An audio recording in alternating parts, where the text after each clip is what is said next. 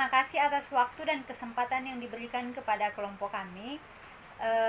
Perkenalkan, kami dari kelompok 2 akan mempresentasikan materi kami mengenai metode Sugestipedia. Baiklah, langsung saja. Saya Yehelina Onofumafik akan menjelaskan materi yang pertama mengenai hakikat metode Sugestipedia itu sendiri. Nah, metode Sugestipedia mulai dirintis pada musim panas tahun 1975 di Bulgaria oleh sekelompok peminat bahasa di Institut Penelitian Pembelajaran mengenai Pelajaran Bahasa Asing. Nah, pada awal pertumbuhannya, Sugestipedia hanya dicobakan di negara-negara Eropa Timur seperti Soviet, Rusia, Jerman Timur, dan juga Hongaria. Nah, metode ini pertama kali dikembangkan oleh Georgi Lozanov, yaitu seorang psikiater dan juga pendidik asal Bulgaria, sehingga metode ini biasa juga disebut dengan The Lozanov Method.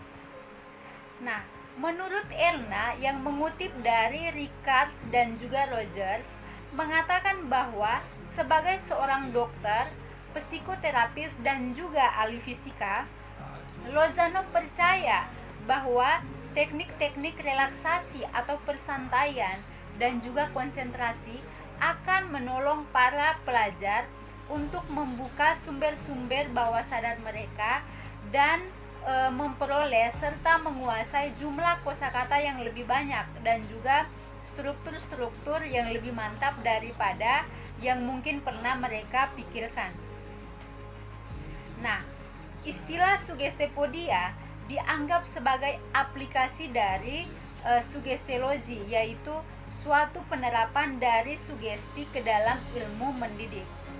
Nah, di Bulgaria dan juga di Uni Soviet telah terdapat institusi yang mengembangkan metode ini seperti pada Institute of Suggestiology oleh sekelompok peminat pembelajaran bahasa asing yang dipimpin oleh Donald Sulster.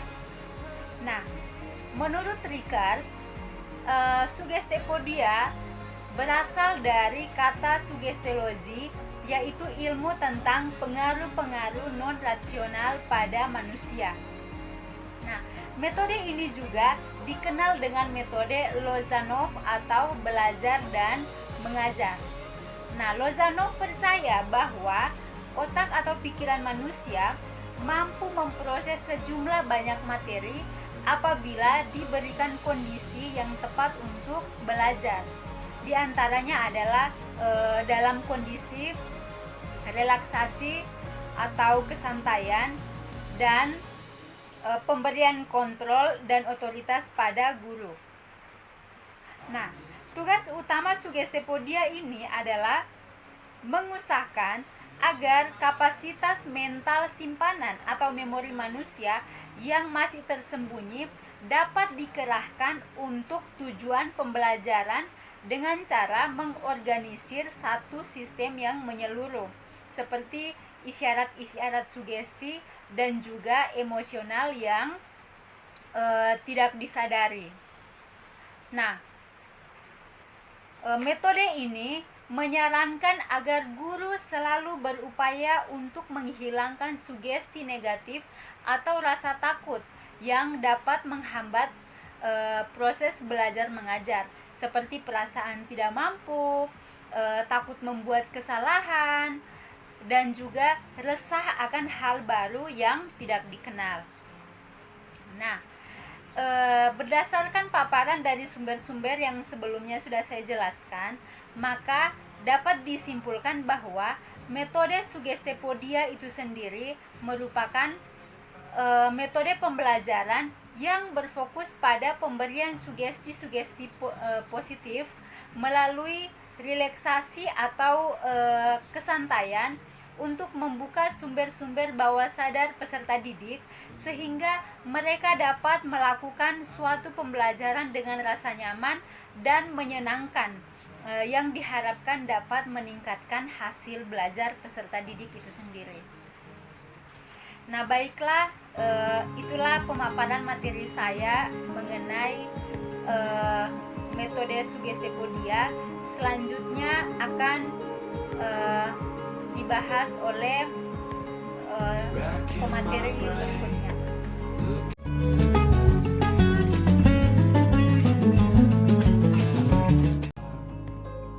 Terima kasih atas kesempatan yang diberikan. Saya akan melanjutkan materi tentang ciri-ciri dari Sugestipedia.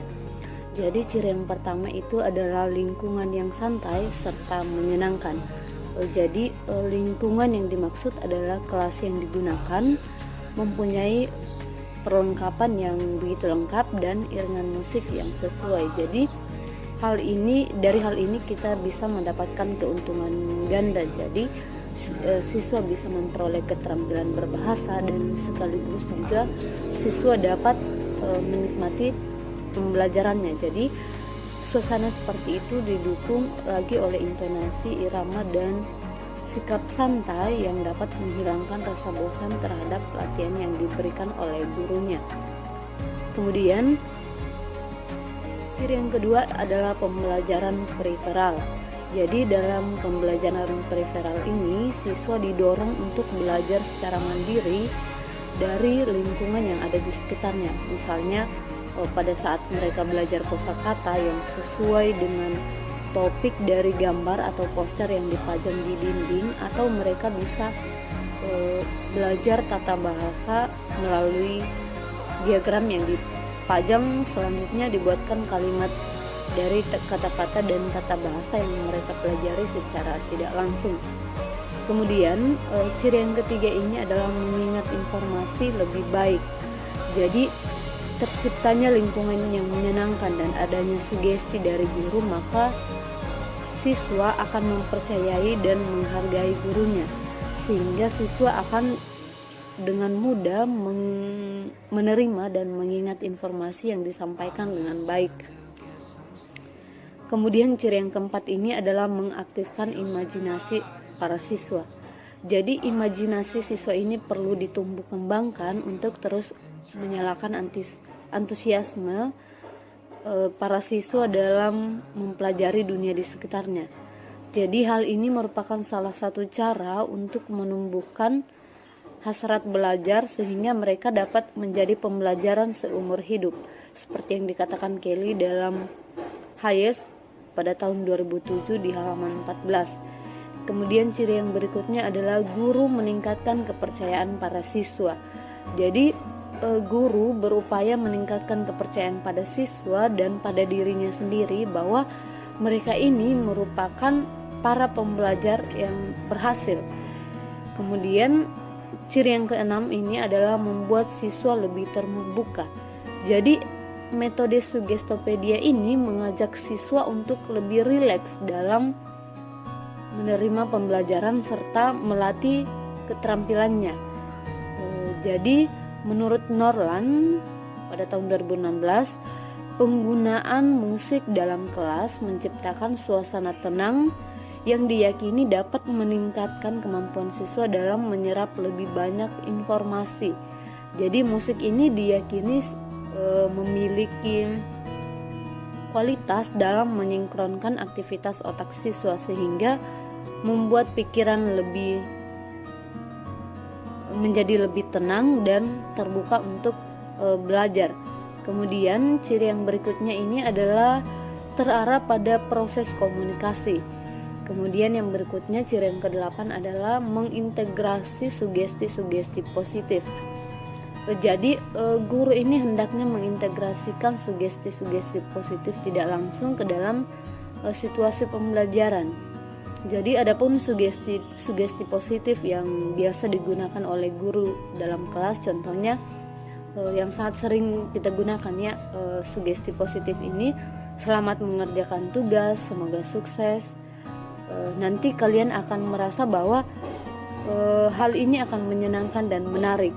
Kemudian contoh lain, kalian pasti suka dengan apa yang dapat kita pelajari pada hari ini. Kemudian ciri yang berikutnya adalah menyajikan dan menjelaskan tata bahasa. Kemudian ciri yang ke-10 ini adalah suasana pseudopasif. Jadi suasana pseudopasif ini seperti suasana ketika seseorang sedang mendengarkan konser. Jadi sangat ideal untuk menanggulangi kendala psikologis dan memperoleh keuntungan yang memuaskan bagi pengajaran. Kemudian ciri yang terakhir ini adalah penekanannya pada isi, bukan pada bentuknya. Ya, cukup sekian dari saya untuk materi ciri-ciri Sugestopedia. Saya serahkan kepada teman saya berikutnya.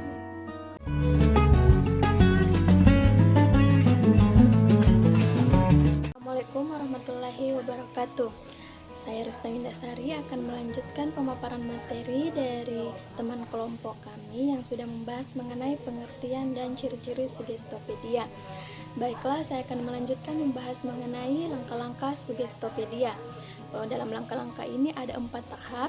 Yang pertama yaitu presentasi. Presentasi ini merupakan tahap pertama metode Sugestopedia. Dalam tahap ini, guru menyiapkan kelas tidak seperti biasanya. Pada tahap ini, guru mempersiapkan siswa secara rileks dan nyaman, kemudian diberi sugesti positif bahwa belajar itu menyenangkan. Nah, kemudian suasana kelas pun ditata senyaman mungkin agar siswa merasa nyaman untuk belajar. Suasana ruang seperti ini diharapkan akan merubah persepsi siswa bahwa belajar itu berat menjadi belajar itu menyenangkan atau belajar itu nyaman. Pada langkah yang kedua ada sesi konser. Pada sesi konser ini terbagi menjadi 2 bagian. Yang pertama yaitu konser aktif. Dalam tahap ini melibatkan presentasi aktif dari materi yang akan dipelajari. Guru memberikan materi baru, kemudian membacanya keras-keras dan berhenti sejenak untuk menjelaskan materi yang perlu dijelaskan. Kemudian guru membaca materi ini dengan kecepatan normal, kadang-kadang juga bisa diikuti dengan siswa. Nah, pada tahap ini bisa diikuti dengan berbagai macam kegiatan seperti kegiatan berkelompok, bermain peran, atau bermain game. Pada tahap ini diiringi dengan musik klasik. Sugestopedia menggunakan musik klasik karena musik klasik memiliki keselarasan antara warna-warni melodi, ritme, dan emosi yang dapat merangsang tingkat berpikir anak-anak. Kemudian pada bagian kedua yaitu ada konser pasif. Dalam konser pasif ini siswa dibuat dalam keadaan rileks, kemudian siswa meletakkan materi dan melanjutkan dengan menutup mata mereka. Pada tahap ini siswa diajak bersantai dengan masih mendengarkan beberapa musik klasik sambil guru membacakan materi kembali dengan sangat pelan. Nah, musik yang dipilih di sini musik yang bisa membawa siswa ke dalam kondisi mental yang optimal untuk memperoleh lebih banyak materi yang dipelajari. Pada sesi ini menggunakan musik yang lebih cepat dan lebih hidup untuk merangsang otak secara keseluruhan. Pada langkah yang ketiga ada pengulangan pasif. Nah, pada pengulangan pasif ini guru memberi kesempatan siswa untuk memahami apa yang telah dipelajari dalam tahap sesi konser tadi. Alunan musik di sini masih diperdengarkan. Nah, anak-anak masih diajak rileks dan sambil mendengarkan musik dengan teks yang dibacakan dengan sangat pelan. Kemudian musik yang dipilih di sini masih yang musik yang bisa membawa siswa untuk memahami materi pembelajaran dengan lebih mudah. Pada tahap ketiga ini, guru memberikan waktu kepada siswa untuk bertanya kembali hal-hal yang belum dimengerti. Nah, pada tahap ini dapat mengingatkan siswa tentang apa saja hal-hal yang penting yang telah dipelajari pada tahap sebelumnya. Kemudian pada tahap terakhir yaitu ada latihan. Nah, latihan ini dapat berupa permainan untuk mengulang dan menggabungkan apa yang telah dipelajari. Contoh permainannya seperti puzzle yang dapat membantu siswa untuk mereview dan menguatkan kembali apa yang telah dipelajari. Nah, dalam metode Sugestopedia ini ada 3 komponen persiapan di dalam kelas agar tercipta suasana yang menggembirakan dan proses belajar mengajar menjadi lebih efektif. Yang pertama yaitu sugesti positif, yang telah dijelaskan tadi bahwa dalam metode ini guru akan memberikan sugesti positif kepada siswa bahwa belajar itu menyenangkan dengan berbagai cara-cara yang telah dilakukan oleh guru dalam metode ini. Kemudian yang kedua ada lingkungan fisik yang positif, yaitu lingkungan kelas ditata senyaman mungkin agar siswa merasa rileks dan nyaman saat belajar. Kemudian yang ketiga yaitu musik. Nah, sebenarnya musik ini tidak harus selalu ada agar pembelajaran dapat berlangsung, namun musik dapat meningkatkan pembelajaran dengan berbagai cara. Nah, musik ini dapat mempengaruhi perasaan dan perasaan mempengaruhi pembelajaran. Musik yang dapat dimanfaatkan dalam metode ini yaitu musik klasik, karena musik klasik merupakan musik yang pelan yang dapat merangsang kerja otak siswa agar lebih rileks dalam belajar.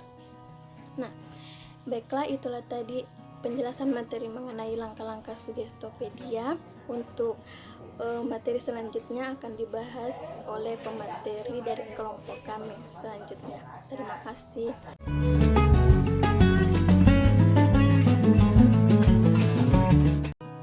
Assalamualaikum warahmatullahi wabarakatuh. Terima kasih atas kesempatan yang diberikan kepada saya. Baik, saya akan melanjutkan materi yang keempat, yaitu tentang kelebihan metode Sugestopedia. Jadi kelebihan di sini ada 4. Yang pertama, memberikan ketenangan dan kesantaian.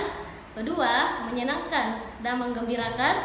Yang ketiga, mempercepat proses pembelajaran. Dan yang keempat, memberikan penekanan pada perkembangan kecakapan bahasa. Jadi, kesimpulan dari kelebihan metode Sugestopedia yaitu metode ini dapat menumbuhkan kesenangan dalam diri siswa dengan gaya non-evaluatif dan dengan materi ajar yang menarik, termasuk penggunaan musik klasikal. Musik yang diputar dalam metode Sugestopedia ini dapat menyeimbangkan bahan otak kanan dan kiri serta memberikan rasa nyaman dalam pembelajaran ini berlangsung. Itulah kelebihan metode Sugestopedia, dan materi kekurangan Sugestopedia akan dijelaskan oleh pemateri berikutnya. Terima kasih.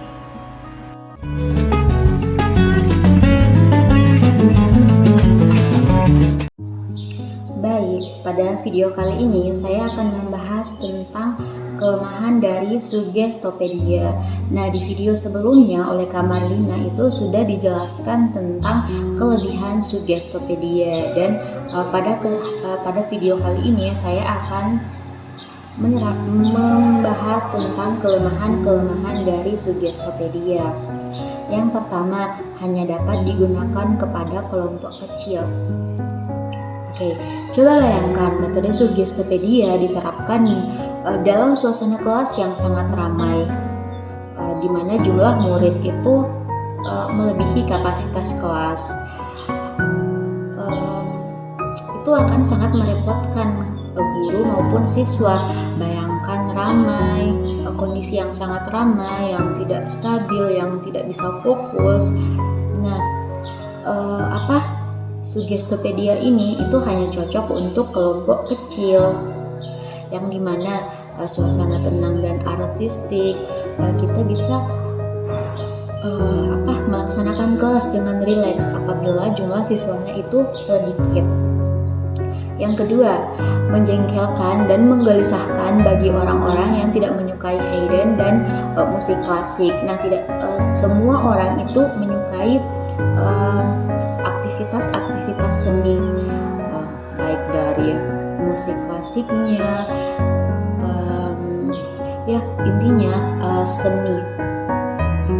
Mereka dipaksa untuk ikut aktif di dalam kelas Sugestopedia ini, misalnya dalam mereview kelas, mereview mata pelajaran sebelumnya. Mereka itu tidak menyukai suasana yang seperti ini. Nah, mereka akan kesusahan. Yang ketiga, biaya terlalu mahal.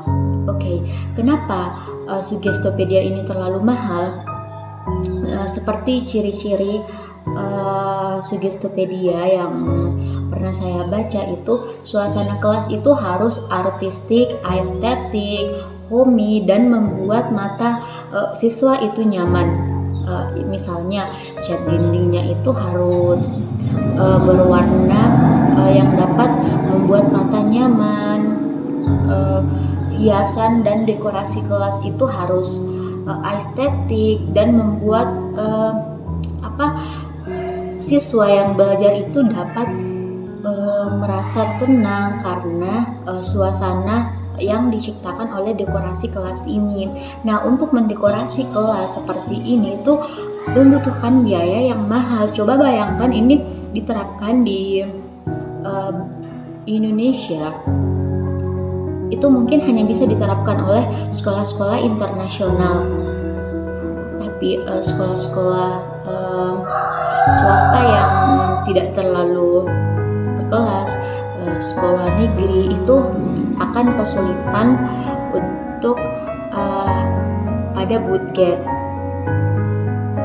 Oke, yang keempat, belum ada ketentuan dan persiapan bagi tingkat menengah dan tingkat lanjutan.